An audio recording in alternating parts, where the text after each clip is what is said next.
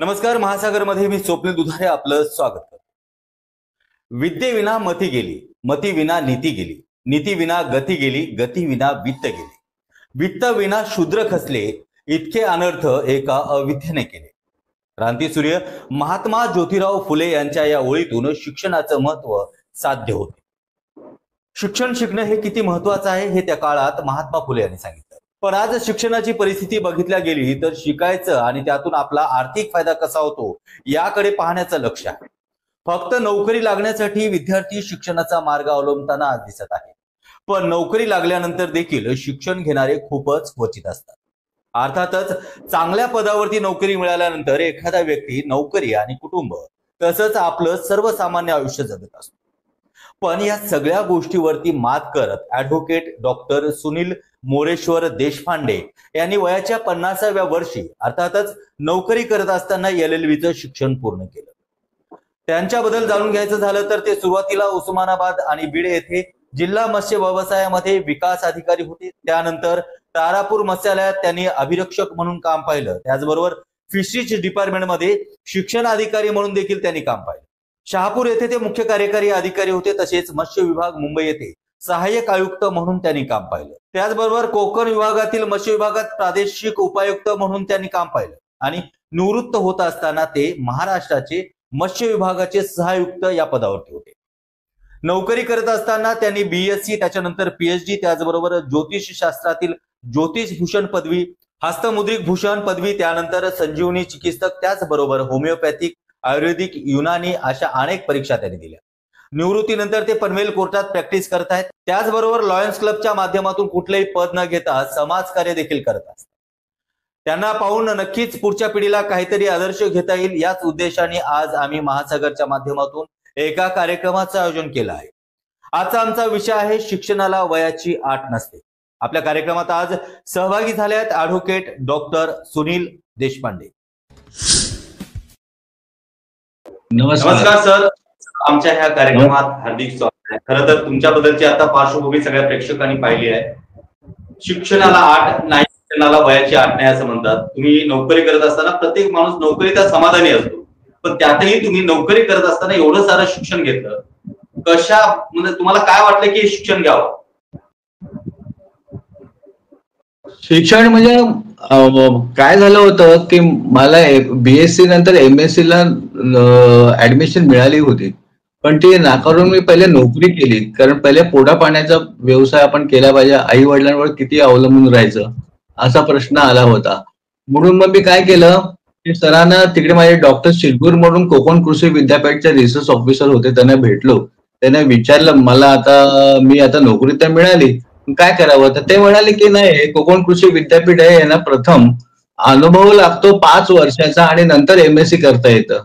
तर हे तर मला शक्य नव्हतं, कारण इतके दिवस थांबायचं म्हणजे इतकी वर्ष थांबायचं ते बरोबर नव्हतं. म्हणून ते म्हणाले तू असं कर की इथे जवळ ह्यांना भेट, गुरुकुलना भेट बॉम्बे युनिव्हर्सिटीच्या. ते नेहरू बंगाली होते, मी त्यांना जाऊन भेटलो आणि त्यांना सांगितलं की अशी मला शिक्षणाची खूप ओढ आहे आणि मला MSc करायचंय. कारण मला भिवंडी कॉलेज मधनं एन्व्हायरमेंट सायन्स मध्ये मिळाली होती ऍडमिशन, पण ती नाकारून मी फिशरी डिपार्टमेंटला लागलो. असं झाल्यामुळे काय झालं ते मग माझं शिक्षण MScचा अर्धवट राहते की काय अशी मला धाकधूक होती. मग मी यांच्याकडे गेलो, मगाशी सांगितल्याप्रमाणे आपले युनिव्हर्सिटीचे कुलगुरू यांच्याकडे गेलो. त्यांनी एक माणूस दिला आणि त्यांनी सांगितलं की थिसिस सेक्शनला जा. मला अजून आठवतंय की तो हॉल, तो 103 नंबरचा हॉल होता थिसिस सेक्शनला. तिकडे भेटलो. त्यांनी सांगितलं की डॉक्टर करमरकर विल्सन कॉलेज आहेत, तिकडे तुम्ही त्यांना कॉन्टॅक्ट करा म्हणून. मग हे घेतल्यानंतर विल्सन कॉलेजला मी गेलो. त्यांना सांगितलं असं. तर ते म्हणाले असं काय आम्ही ऍडमिशन देत नाही तुम्हाला. मग परत मग डॉक्टर शिरगुरकडे आलो आणि त्यांना विचारलं की सर असं असं झालं. तर सरांनी मला चिठ्ठी लिहिली आणि सांगितलं की he is a hard worker, obedient, sincere असं. ते बोलले एवढं चिठ्ठीवरनं काय मी तुला ऍडमिशन देऊ शकत नाही, असं काय होणार नाही त्याचं. मग मी घरी येऊन सांगितलं वडिलांना की ते असं म्हणतात. ते म्हणतात बरोबर आहे, ते असं तुला कशी ऍडमिशन देणार, तुझी चिकाटी किती आहे, काम किती करशील, कष्ट खरोखर करणार आहेस का, तर तू असं कर जोपर्यंत ऍडमिशन देत नाही तोपर्यंत तू त्यांच्याकडे जातच जा. म्हणून मी जवळजवळ 6 महिने डॉक्टर करमरकर, आता ते हयात नाही आहेत, त्यांच्याकडे गेलो. त्यांनी शेवटी हार मानली आणि त्यांनी सांगितलं, नाही तू जिंकला, तुझी मी चिकाटी बघत होतो, कारण रिसर्च करायला, संशोधन करायला चिकाटी लागते, ती तू यशस्वी पार पाडलीस. तुझी चिकाटी पाहून मी तुला ऍडमिशन देतो, फॉर्म घेऊन ये. आणि मग तशा रीतीने मला MSc ला ऍडमिशन मिळाली. अगदी खूप कष्टाने तुम्ही सगळं उभं केलात, पण ही नोकरी करत असताना अभ्यास याला वेळ देणं, त्याबरोबर कुटुंबाला वेळ देणं, या सगळ्या गोष्टी कशा मॅनेज आहेत? काही नाही, कसं झालं माहितीये, मी काय केलं, मी जेव्हा LLB चा अभ्यास करत होतो त्यावेळेला मी कॅसेट्स तयार केलेलं. आम्हाला स्टेट गव्हर्नमेंटला 2nd आणि 4th सुट्टी असायची. त्यावेळेला पुस्तक वाचत बसायचो आणि ती टेप करायचो. आणि मग नंतर दुसऱ्या सॅटर्डेला किंवा संडेला, 2nd सॅटर्डेला जर मी टेप केलं तर 4th सॅटर्डेला मी ते वाचायचो. आणि वाचून म्हणजे आंघोळ करताना, दाढी करताना सगळं अख्खा दिवस लावूनच ठेवायचो. आणि ते ऐकून ऐकून इतकं ग्रहण झालं ते माझा 3-4 वेळा ऐकल्यामुळे, की मला तशी ड्राफ्टिंग खूप उपयोगी पडली. ह्याच्या माझ्या छोट्या मुलीला याचा उपयोग झाला. ती त्याला 5 का 6 वर्षाची होती, तेव्हा तिने ते ऐकलं, सगळं ऐकत होती आणि तिच्या डोक्यात इतकं बसलं की आज ती LLM आहे माझी मुलगी, तिचं नाव आहे सुजया. खूप खूप चांगलं. कारण याच्यामध्ये पाहायला गेलं तर जे म्हणतात की जसं आपण ज्या वातावरणामध्ये राहतो त्या वातावरणामध्ये जसं ते वातावरण निर्मिती होतं त्याच्यामध्ये सगळं काही शिकायला मिळतं. आणि तुमच्यासारखे वडील या ठिकाणी असल्यामुळे साहजिक आहे त्याचा फायदा मुलीला देखील झालाय. पण याच्यामध्ये सगळ्यात महत्वाची गोष्ट आहे की जेव्हा तुम्ही LLB केली वयाच्या 50व्या वर्षी, खरं तर हे वय म्हणजे जबाबदारीचं वय असतं, मुलं मोठी झालेली असतात, त्या वयामध्ये LLB करून आपल्याला म्हणजे LLB करणं हे धाडस कसं काय? ह्याचं माझं श्रेय जातं माझ्या मिसेसकडे, मिनल देशपांडेकडे, कारण तिने प्रयत्न केले सगळ्याला. घराची जबाबदारी पार पाडली तिने सगळी. आणि मला माझ्या बदल्याच व्हायच्या. जेव्हा मी फॉर्म भरायचो तर माझी बदली झालेली असायची तर ती स्वतः फॉर्म भरायची, माझी खोटी सही करायची ती, आणि पैसे भरायचे, फॉर्म भरल्याला मला मदत करायची ती. इतकं तिने केलेलं आहे, तिला मी कधी विसरणार नाही. अगदी आज तुमचं मन भरून आलं. आणि सगळ्यात महत्वाचा मुद्दा म्हणजे म्हणतात की एका स्त्रीची साथ हे पुरुषाला असेल तर नक्कीच पुरुष यशस्वी होतो. आणि सर सगळ्यात महत्वाचा मुद्दा म्हणजे जेव्हा तुम्ही 50व्या वर्षी LLB केली, खरं तर हे वय जे असतं जबाबदारीचं वय असतं. आणि ह्या वयामध्ये LLB करण्याचा तुम्हाला कुठून कल्पना आली आणि त्याच्या मागचा उद्देश काय होता? ह्याचं म्हणजे ह्याचं श्रेय सगळं डिपार्टमेंटला जातं. याचं कारण असं की डिपार्टमेंटने मला परवानगी दिली LLB करायला. फक्त एक अंडरटेकिंग घेतलं, what's your manner baby, the work of the technical officer will not be affected, असं करून मला मंत्रालयाने परवानगी दिली हे करण्यासाठी. आणि हे करायचं का म्हणून, कारण 1983 मध्ये महाराष्ट्र फिशिंग रेग्युलेशन ऍक्ट हा इंट्रोड्यूस झाला. हा इंट्रोड्यूस झाल्यामुळे हा कायदा आपल्याला कळला पाहिजे का आहे तो, नुसतं वाचून उपयोगी नाहीये, त्यातला गाभा काय, बिटवीन द लाईन्स हे समजले पाहिजेत. म्हणून मी त्याचं शिक्षण सुरू केलं कायद्याचं. आणि ह्याचा पुढे जर आपल्याला प्रमोशन मिळलं आणि एखाद्याने आपल्याला एखादा प्रश्न विचारला आपल्या कर्मचाऱ्यांनी, तर आपल्याला ते व्यवस्थित उत्तर देता आलं पाहिजे, ही भावना त्याच्या मागे होती. आणि म्हणून मी शिकले. आणि तुम्हाला माहिती आहे, शिक्षण केल्यानंतर आत्मविश्वास, आत्मबळ सगळं वाढतं, समाजाला त्याचा उपयोग होतो शिक्षणामुळे. म्हणून ज्ञानात भर पडते, दुसऱ्यांना आपण शिकवतो, संज्ञान करू शकतो. म्हणून मी शिक्षण कायद्याचं घेतलं. अतिशय सुंदर की खरंच शिक्षण हे कधी वाया जात नाही. आज तुम्ही निवृत्तीनंतर आज प्रॅक्टिस करताय, ही खूप चांगली गोष्ट आहे, जेणेकरून त्या तुम्ही जे केलेलं शिक्षण आहे ते कुठेही हे झालं नाही. पण याच्यामध्ये महत्वाचा मुद्दा सर, जसं तुम्ही फिशरीच्या डिपार्टमेंट बघायला गेलं तर मत्स्य व्यवसाय किंवा जे खातं आहे त्याच्यामध्ये काय डेव्हलपमेंट व्हायला पाहिजे. जेव्हा तुमच्या काळामध्ये तर एक टेक्नॉलॉजी तेवढी अवगत नव्हती, पण आता टेक्नॉलॉजी खूप जास्त अवगत झालेली आहे. आणि नुकतंच देखील एक अशी बोट सापडली होती ज्याच्यावरती पाकचा कोड होता पाकिस्तानचा, आणि म्हणजे असं बरेच काही घटना घडतात. तर तुमच्या जीवनामधली, तुमच्या फिशरीच्या डिपार्टमेंटमध्ये काम करत असताना एखादी अविस्मरणीय घटना कुठली? अविस्मरणीय घटना सांगायची म्हणजे ससून टाकला. आम्ही 1 जून ते नारळी पौर्णिमाला च्या दरम्यान कोणी मासेमारी करू नये म्हणून सांगायला जायचं होतं. ह्याचं कारण असं की जर मासेमारी जर तुम्ही बंद नाही केली तर पुढच्या पिढीला आपले मासे मिळणार नाहीत.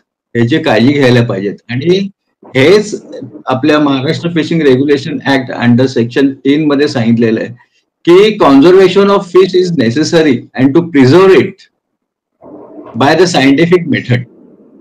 ह्याचा उपयोग करून आता आता सगळं सॅटेलाइट वरनं पाहता येतं आपल्याला, कुठे फिशिंग ग्राउंड्स आहेत काय आहेत. पण त्याचा प्रॉब्लेम पण असा होतो की ते मच्छीमारांकडे पण मिळालेले असतात, तर ते साठा ते तिकडनं घेऊन जातात. हा प्रॉब्लेम होतो. पण ते होऊ नये म्हणून आमच्याकडनं प्रयत्न खूप चाललेले होते तेव्हा त्यावेळेला तरी. आणि LED लाईट्स आता लावलेले आहेत ते मच्छीमारांना पकडण्याकडनं. तर पर्शियन मासेमारी त्यांनी करू नये, कारण ते एकाच वेळेला पकडली जाते सगळी मासळी. मग त्याच्यामध्ये लहान मासे पण असतात, मोठे मासे पण असतात. गाभण मासे असल्यामुळे ते पिल्लं हजारो संख्येने आत असतात. ते पुढच्या पिढीला हे मिळणारे मासे आपण ते म्हणजे हे भ्रूण हत्या केल्यासारखीच आहे. हे पोटातच आपण मारतोय माशांना, पिल्लांना. पण आता खरं तर बघायला गेलं तर श्रावणाची सुरुवात होते आणि श्रावणामध्ये मासे किंवा वगैरे खाणं बंद होतात. पण माशांमध्ये त्या अवस्थेत, गर्भावस्थेत त्या माशा असतात, ते खाण्याचे दुष्परिणाम काही असतात का?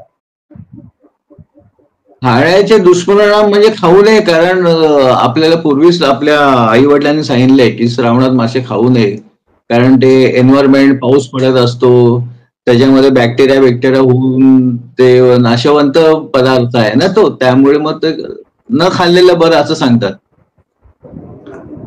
सर, तुम्हाला एक दुसरा महत्वाचा मुद्दा की सगळा भारत ज्या गोष्टीमुळे हादरला होता, जो म्हणजे अजमल कसाब हे समुद्राच्या मार्गाने त्यांनी मुंबईत प्रवेश केला होता. त्यावेळेस खरं तर तुमच्यावर सगळ्यात मोठी जबाबदारी होती, तुमच्या डिपार्टमेंटवरती मोठी जबाबदारी होती. काय त्यावेळेचा काय अनुभव का प्रेक्षकांना? हे कसं झालंय, ते वेल प्लॅन त्यांनी आधी हे केलं होतं, सर्वे केला होता कसं यायचं काय यायचं, आणि मच्छीमारांचीच बोट त्यांनी घेतली होती. त्यामुळे आपल्याला फाइंड आउट करायला थोडस कठीण झालं.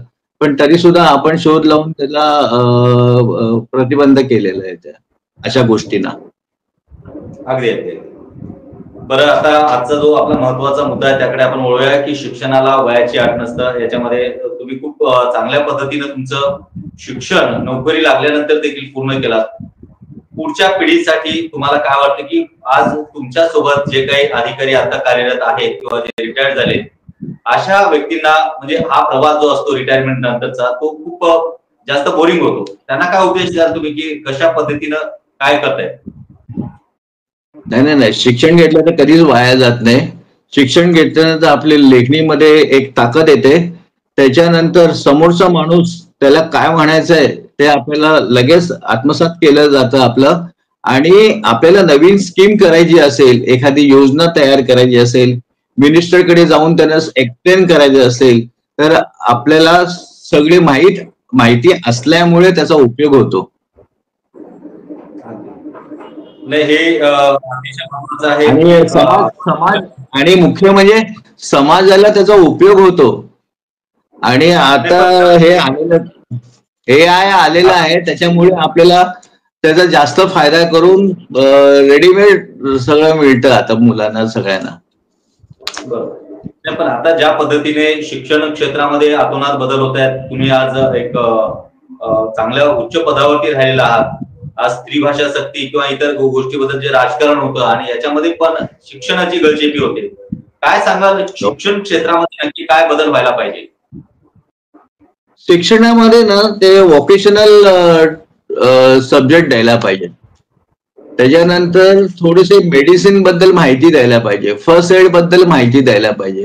कारण आपण स्टिरियोटाईप काम करतो, म्हणजे गणित, इतिहास, भूगोल, नागरिकशास्त्र, इंग्लिश, मराठी, हिंदी हे एवढेच विषय शिकतो. त्या व्यतिरिक्त पीटी, एक्सरसाइज हे असत. त्या व्यतिरिक्त मुलांना वायरिंग करता आली पाहिजे, त्यानंतर वॉशिंग करता आलं पाहिजे. म्हणजे होम सायन्सचे काही विषय ते इथे सगळ्यांना कॉमन करायला पाहिजेत, जेणेकरून आणि तसंच वायरिंग, इलेक्ट्रिशियन, कार्पेंट्री, स्मिती हे त्यांना थोडं थोडं शिकवलं पाहिजे, तरच व्होकेशनल प्रमाणे त्यांना तो सब्जेक्ट निवडून पुढे त्यांना इंजिनिअरिंग मध्ये जाता सहज येता येईल. पण सर मला शिक्षण प्रणाली जे आज पहिली ते 10वी, 10वीच्या नंतर 12वी, 12वीच्या नंतर ग्रॅज्युएशन, या सगळ्या शिक्षण प्रणालीमधून साध्य काय होत नाही. म्हणजे बऱ्याचशा विद्यार्थ्यांना मार्ग सुचत नाही की आपण काय करायला पाहिजे. कारण आता बरेचसे शिक्षण आलेले आहे, पण त्याचा प्रत्यक्षात नोकरी जसं आपण पाहतोय की आम्ही स्वतः पाहतोय की साइन, कॉस, थिटा ह्या ज्या पद्धतीच्या गणित प्रणाली होत्या किंवा इतर गोष्टी होत्या, त्या आजचा आपल्या प्रत्यक्षात लाईफ मध्ये काही त्याचा अवलंब करता येत नाही. मान्य करण्यासारखी गोष्ट आहे. बरोबर आहे, आपण म्हणताय ते बरोबर आहे.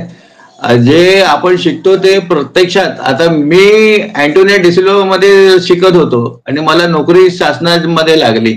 मग ते सगळं त्याचा कारभार मराठीत होता, पण मला शाळेमध्ये विषय होता मराठीचा, इंग्लिश होता, मराठी होता, हिंदी होता. हिंदी लोअर लेवल होता, मराठी लोअर लेवल होता आणि इंग्लिश होता. हे तीन, त्याच्यामुळे मला उपयोग झाला मराठीचा. इथे सुरुवातीला त्रास झाला, पण नंतर मी ते आत्मसात करून मी पुस्तक सुद्धा लिहिलं आहे, घरातल्या मत्स्यालयाचे व्यवस्थापन म्हणून. मी आणि माझा सहलेखक मिस्टर विचारे, ते आता नाही आहेत. नाही, तुम्हाला खरं तर तुमच्या आपल्या सुरुवातीच्या झालेल्या चर्चेनुसार तुम्हाला असं वाटतं की आपण या सगळ्या गोष्टीची जनजागृती करण्यासाठी, विद्यार्थ्यांना संदेश देण्यासाठी आपण जीवनपट करावा अथवा एक लघुपट करावा,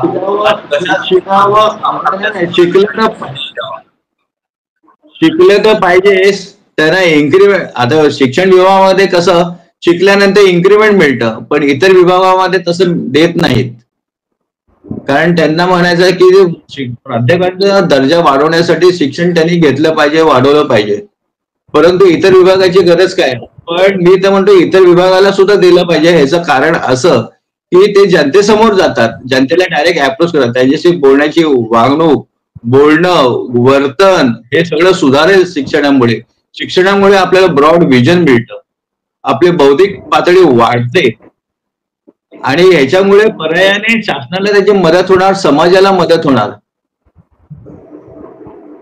आणि समाज एकदा सुधारला की सगळंच सुधारलं, जग सुधारलं. सर, मला जाता जाता एक शेवटचा तुम्हाला प्रश्न विचारायचा आहे की तुम्ही खरं तर तुमच्या शिक्षणाच्या डिग्री आम्ही पाहिल्यात, आपण आतापर्यंत शिकत आहात, पुढे देखील तुम्हाला काही शिकण्याची उमेद आहे का? हो, मला मार्केटिंग साइड मध्ये काहीतरी शिकायचंय, MBA व्हावं असं वाटतंय, पण मिसेस म्हणते आता नको. कारण मला काल गुगल मध्ये मी पाहिलं परवाच्या दिवशी की मिझोराम मध्ये एक खेड आहे लुंगेई नावाचं, तिथे एक माणूस 78 वर्षाचा, त्याने 9वीत प्रवेश घेतलेला. 9वीत, कारण 10वीला जाण्यासाठी परीक्षा बसण्यासाठी 9वी तुमची परीक्षा द्यावी लागते. तर ते पहिले की दुसरीत असताना ती व्यक्ती, त्याचे वडील गेले, त्यामुळे त्या हातबळ होते आणि संसार हा चालू ठेवण्यासाठी घराला मदत म्हणून त्याने शिक्षण सोडलं आणि आज 78 वर्षी त्याने पूर्ण केलं त्यांचं 10वी. आणि ते म्हणाले की मरण्याच्या आधी तरी मला SSC व्हायचंय. अच्छा, हा त्यांचा ध्यास होता. हे विचार करा, 78 वर्षाचा माणूस 10वीची परीक्षा देतोय. इतर आपण ऐकलेच असाल की BA झाला किंवा MA झाला किंवा CA झाले, सगळे PhD झाले, सगळे ऐकतोय. पण हे मला खूप भावलं ते बाबा त्या व्यक्तीचं, मिझोराम मधल्या माणसाचं. म्हणून इथे मला सांगावं असं वाटतं, जेव्हा आदर्श मानतो तेव्हा या सगळ्या गोष्टी करणं अतिशय सहज शक्य होतात. पुन्हा एक मला असा एक प्रश्न असा सुचतोय की आजच्या काळातील जे विद्यार्थी आहेत, शिक्षण घेत असताना शिक्षणातून मला काय भेटतं, मला नोकरी मिळेल का, रोजगार मिळेल का, ह्या गोष्टी नजरेसमोर ठेवून आज प्रत्येक विद्यार्थी शिक्षण घेतोय. काय वाटतं तुम्हाला की आज खरंच नोकरीसाठी शिक्षण महत्वाचं आहे का? बरोबर आहे. ह्याच्यामध्ये शासनाने दखल घेऊन शिक्षण पद्धती बदलली आहेत. आता त्यांनी सिस्टम बदललेली आहे, त्यामुळे डिग्री जी आहे ही 4 वर्षाची करता येईल. 4 वर्षाची. ज्याला 12वी नंतर करायची नसेल तर तो डिप्लोमाला जाऊ शकतो. 1 वर्षाचा करून त्याला सर्टिफिकेट मिळतं, नंतर डिप्लोमा मिळतो. असं सगळं आता सुधारणा होत चाललेल्या आहेत. आपण आशा करूया भविष्य उज्ज्वल आपल्या भारतासाठी.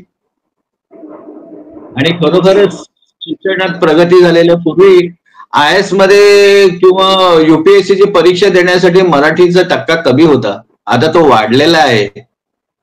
आता तो वाढत चाललेला आहे, हे आपल्याला मान्य करायला पाहिजे. कुठे ना कुठे आणखीन तो वाढायला पाहिजे.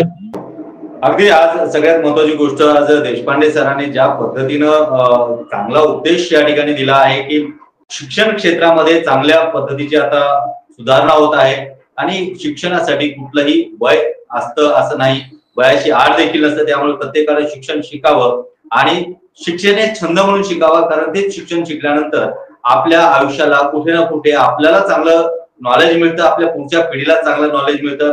आणि आज देशपांडे सरांकडून खरं तर हेच सर्वांनी शिकायला पाहिजे की आपण नोकरी करतो म्हणजे आपलं सगळं आयुष्य थांबलं असं नाही, तर माणूस हा आयुष्यभर विद्यार्थी असतो, हे देखील त्यांनी या प्रसंगी सांगितलं आहे. धन्यवाद सर, तुम्ही आमच्या स्टुडिओमध्ये सहभागी झालात त्याबद्दल.